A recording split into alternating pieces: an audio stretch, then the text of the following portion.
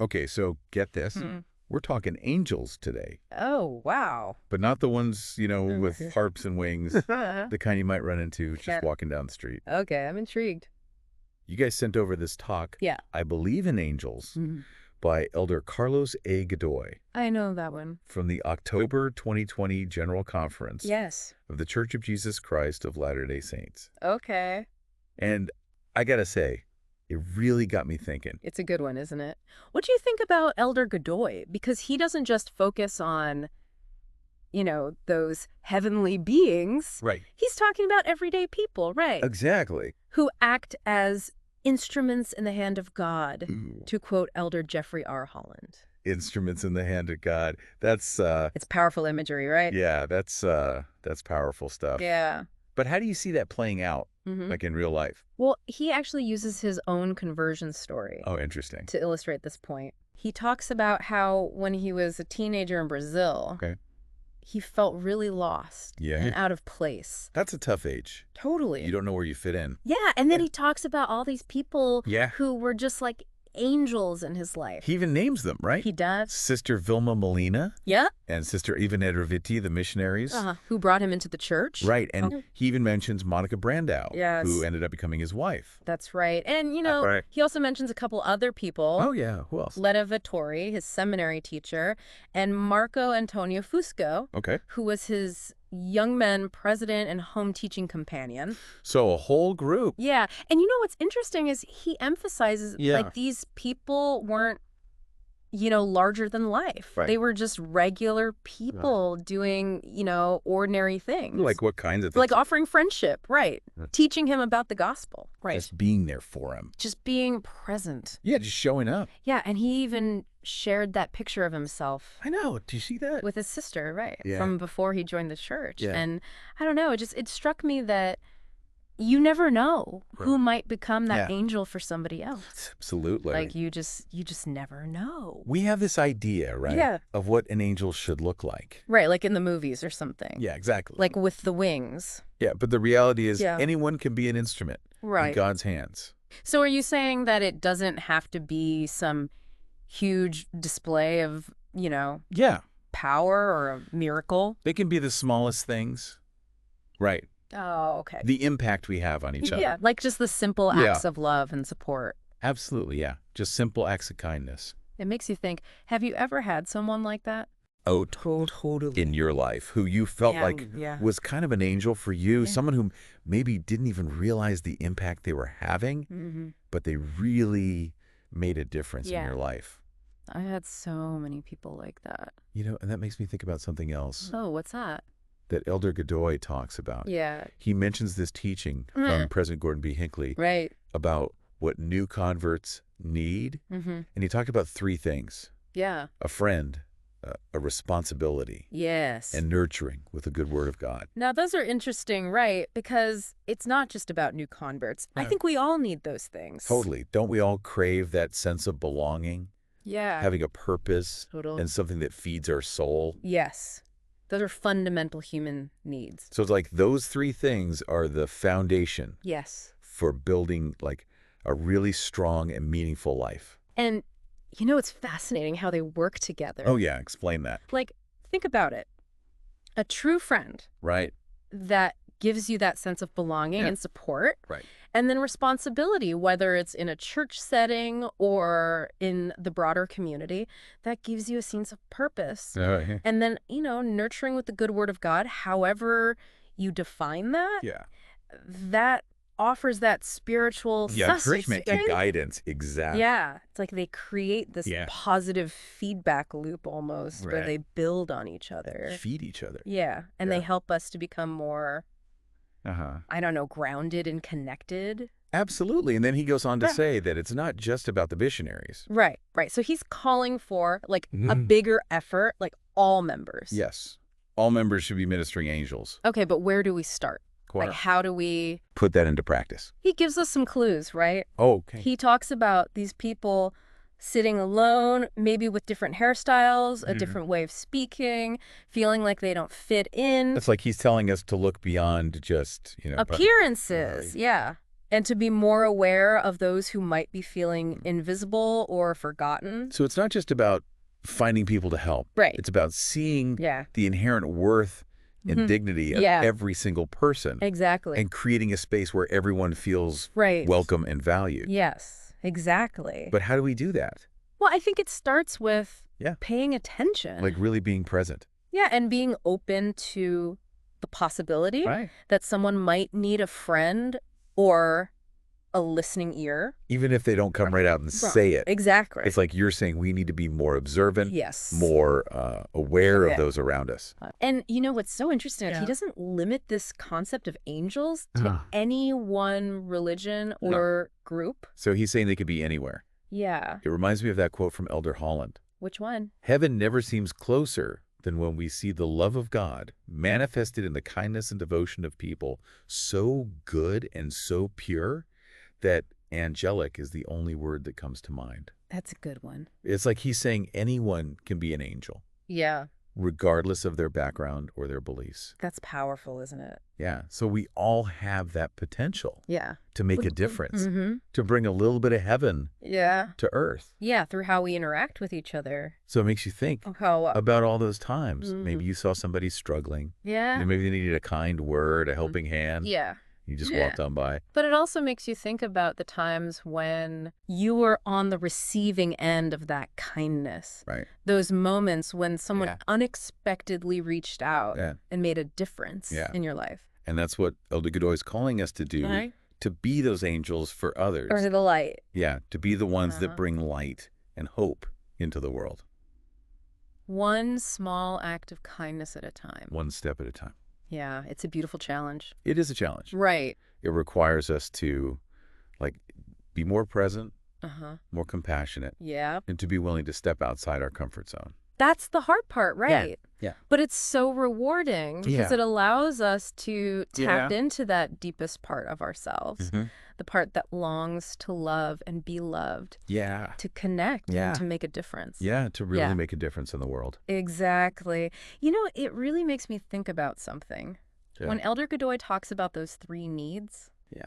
A friend, a responsibility. Right. Nurturing with the good word of God. Yeah. I was thinking, what if we flipped that around and asked how we need those things to be the best angels we can be? So not just how to provide those things for the people, but how we ourselves need to cultivate those things. Yes.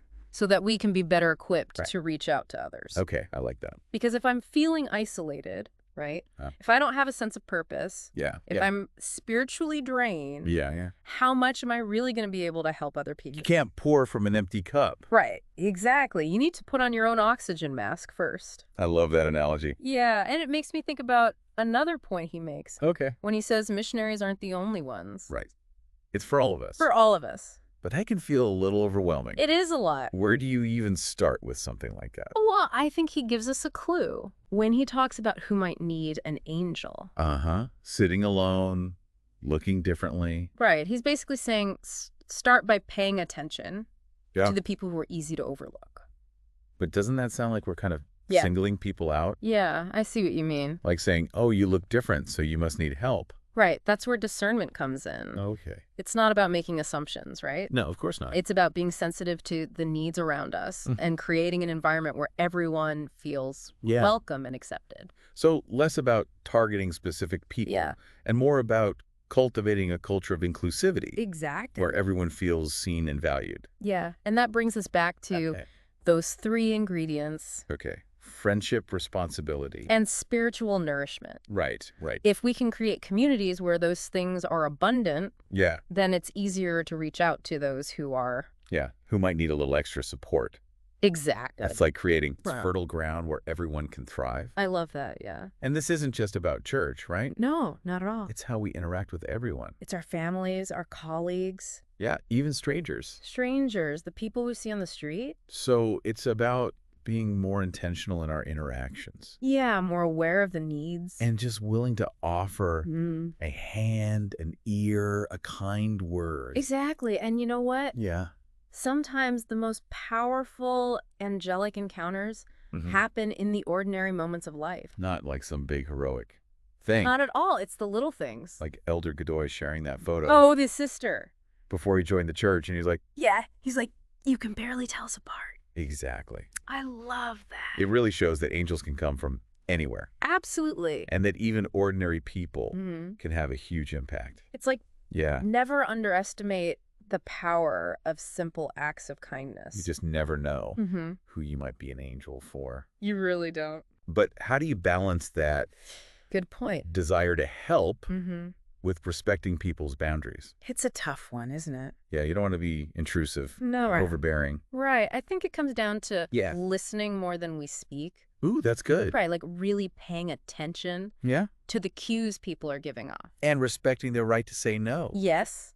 Even if we have good intentions. So it's not about imposing our own ideas of what they need. Right. It's about being present, offering support, and letting them guide the interaction. Yeah, and sometimes the most angelic thing we can do is just be a listening ear. Right, just be there. A non-judgmental presence. Yeah, so they feel seen and heard. Like Mr. Rogers said, there's no person in the world like you, and I like you just the way you are.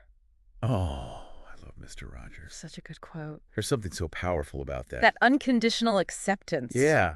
So how do we cultivate that? That's the question, isn't it? Yeah. How do we learn to just be there for someone without judgment or expectations? It's tough, you know? Yeah, I think it starts with being more mindful of our own internal dialogue. Huh, interesting. Are we constantly judging others? Yeah. Comparing ourselves? Yeah. Focusing on what's wrong with the world? Or are we practicing gratitude? Right. Focusing on the good? Yeah. Looking for ways to connect? Right. Without love and compassion. Because if we're consumed by negativity, right, Yeah. It's going to be hard to show up for other people. It's like trying to shine a light when your own battery's dead. Exactly. You need to recharge yourself.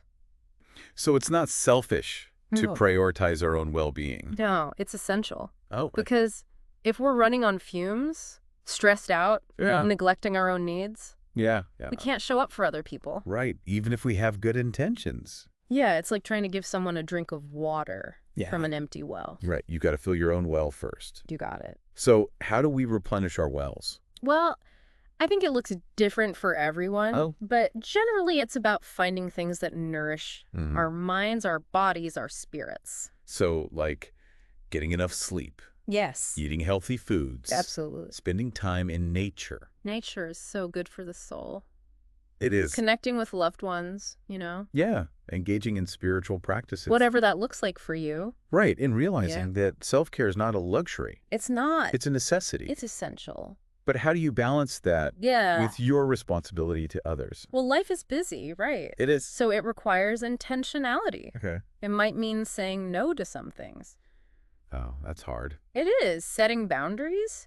Making sure you're carving out time for yourself. Even if it's just for a few minutes. And just a few minutes. To recharge. Yeah, it makes a difference. So it's about being mindful of our limits. Yes. Making choices that honor both our needs and the needs of others. Absolutely. And sometimes the most loving thing we can do for others is to take care of ourselves first. That's a good point. Because when we're depleted and overwhelmed, it's harder to be there for other people. It makes sense. Yeah. And it makes me think about all the different ways we can show love and support.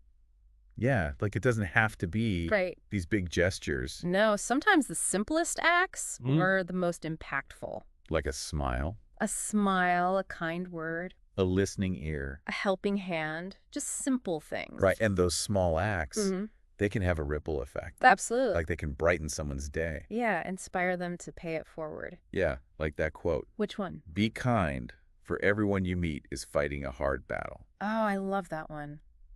So thinking about Elder Godoy's message, this idea of being angels for others. Yeah. It's not about being perfect. It's not about having all the answers. No, it's about showing up. With an open heart.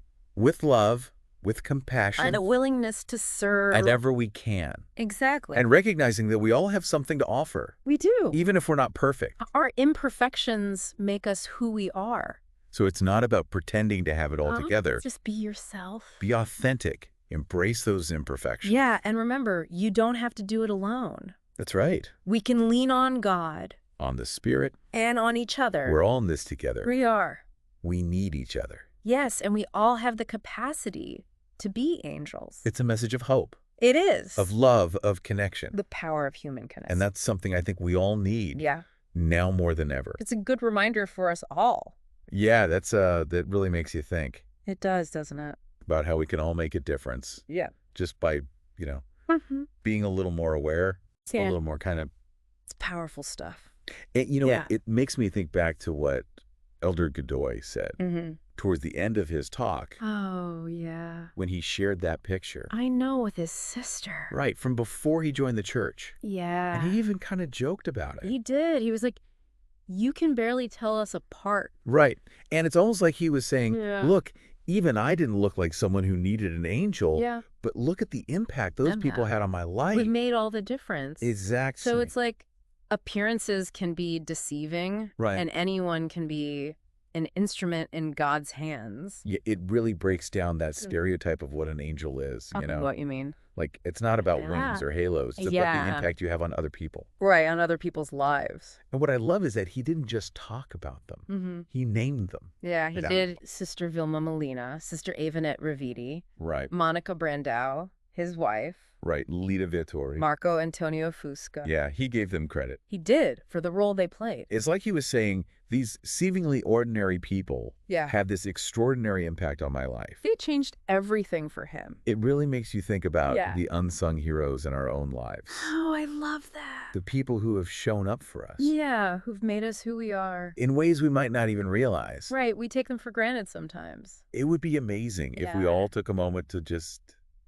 think about those people. Reflect on them. Yeah, and maybe even tell them. Yeah, express our gratitude. For being the angels they've been in our lives. Because sometimes we forget. Yeah, we get so busy with our own lives and our own problems. We forget to appreciate the people. That have really shaped us. Yeah, and helped us through.